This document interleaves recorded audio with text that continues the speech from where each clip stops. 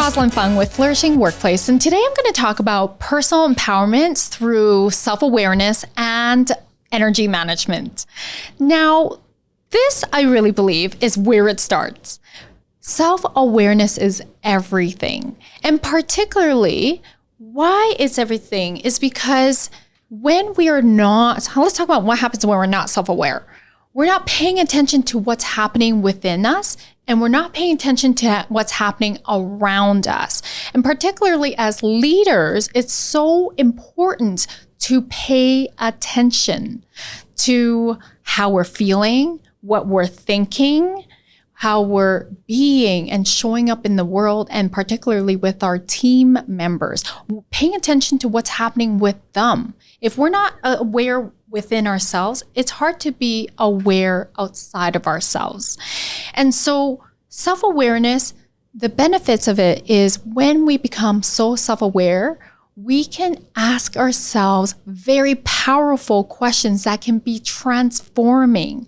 They will create breakthroughs so that we can see with more clarity, align it if it's not with our vision, with our purpose, if we realize it's not aligned. And oftentimes the things that really shift us are when things aren't going right? When things are going right, we're like in flow, we're in our element. But when things are not going right, that's when we're like jolted out of our seats. And we then need to take a step back and go, what's happening here?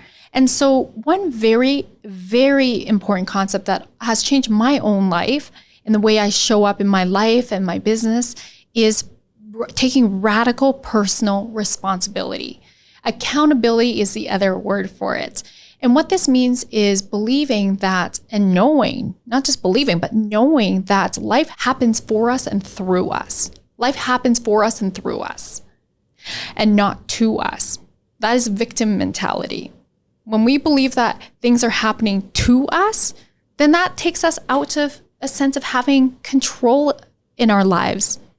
We all want control in our life.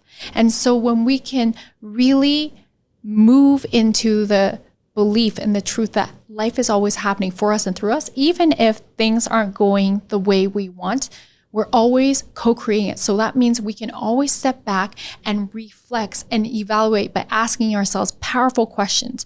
One of them being, how am I co-creating this situation right now? What part do I play in it? And sometimes it's not obvious. Sometimes it's, and actually I'm going to say often, it's our blind spots.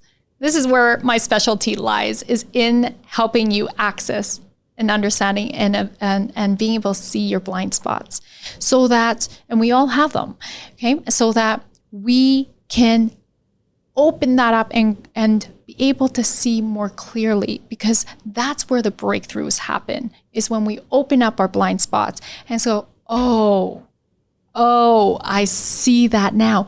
And then it opens up more possibility to answers and solutions where you were feeling stuck, where perhaps whatever the situation was that was triggering you, creating the undesired results. Now it's opened up new possibilities of moving forward in creative solutions. So that's why self-awareness is so important. And that also helps you manage your energy, because energy are emotions in motion. And so your beliefs form your emotions, which inform your behaviors. And so if we shift our beliefs, then that's going to help us feel a certain way. If our belief is more in the affirmative, we're going to feel better. It takes way less energy to be in positive emotions than in negative emotions. Negative emotions are heavy. They're very heavy. In fact, there is something called the map of consciousness, where Dr. David Hawkins actually scientifically measured emotions. And at the very bottom is shame. Shame is the heaviest emotion there is. At the very top is enlightenment. Okay, and so this is divided into low vibrations and high vibrations. So the top of the low vibrations is pride. And when we move into the first of the high vibrations is courage. And if you think about this, it takes courage to strip off that pride, to strip off that ego, to strip off those masks, to strip off those negative beliefs and look at ourselves. It takes courage. So that when we move into courage, all of a sudden we feel lighter because it has a higher vibration. And then ideally, we want to move into love, peace, and joy. And we ideally want that to be our normal state of being, which is, by the way, our birthright. This is absolutely how we are born into the world, is in this vibration of love, peace, and joy.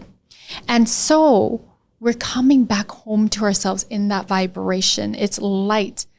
And with this, with love, peace, and joy, this is flow state.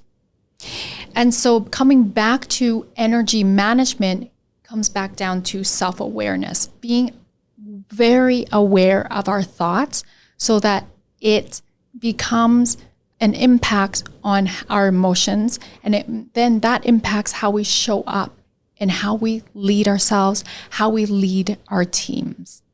I'd love to hear your takeaway from my share today around personal empowerment and energy management.